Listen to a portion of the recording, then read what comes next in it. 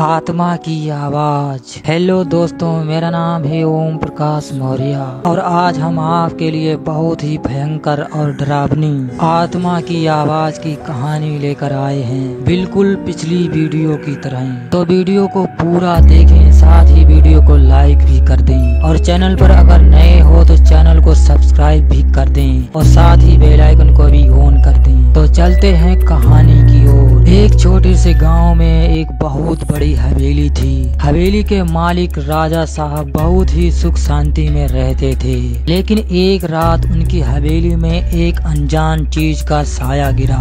अचानक से हवेली के हर कोने से आवाज आने लगी।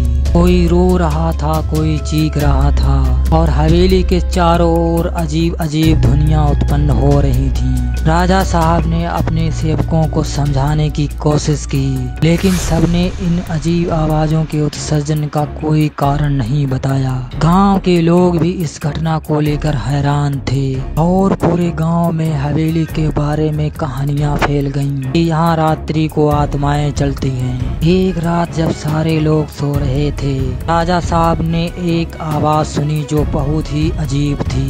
वह जल्दी से अपने कमरे से बाहर निकले और हवेली में आने वाली उन आवाजों की ओर बढ़े। हवेली की छत से एक शक्ति उड़ी और उसने राजा साहब की ओर बढ़ते हुए कहा, तुम्हारी हवेली में कुछ बुरा होने वाला है, तुम्हें बचना होगा।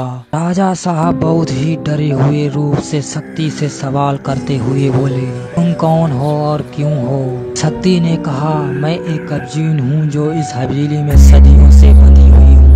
एक रात मेरे साथ कुछ बुरा हुआ और मुझे यहाँ रुकना पड़ा, क्योंकि एक अत्यंत भयानक आत्मा इस हवेली में मौजूद है, तो सभी को नष्ट करने का प्लान बना रही है। तुम्हें बचाने का समय बहुत कम है। राजा साहब ने धीरे धीरे अपनी हवेली के अंदर की ओर बढ़ते हुए शक्ति की बातों को सुना और राजा साहब ने तुरंत अपने लोगों को जागरूक किया। उन्होंने सभी को एकत्र किया और सबको मिलकर उस भयानक आत्मा से लड़ने का निर्णय लिया। शक्ति ने उन्हें रहस्यमय स्थानों का पता बताया और वहां जाकर वे एक बड़ी सीढ़ी के पास पहुंचे, जहां एक भयानक आत्मा बसी हुई थी।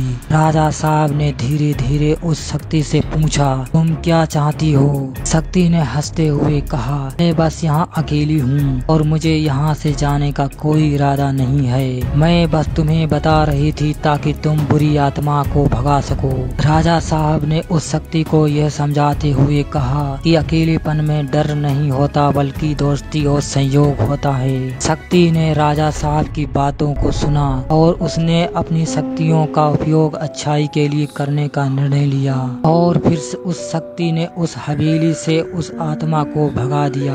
हवेली में फिर से सुख शांति वापस लौट आई और फिर राजा साहब ने उस शक्ति को अपना मित्र बना लिया। इस कहानी से हमें यह सीखने को मिलता है कि कभी कभी हमारे आसपास कुछ अजीब हो सकता है। तो दोस्तों, कहानी का अगर कोई भी पार्ट आपको पसंद आया हो तो इस वीडियो को लाइक कर दें और साथ ही इस चैनल को भी सब्सक्राइब कर दें। तो वीडियो देखने के लिए बहुत बहुत धन्यवाद।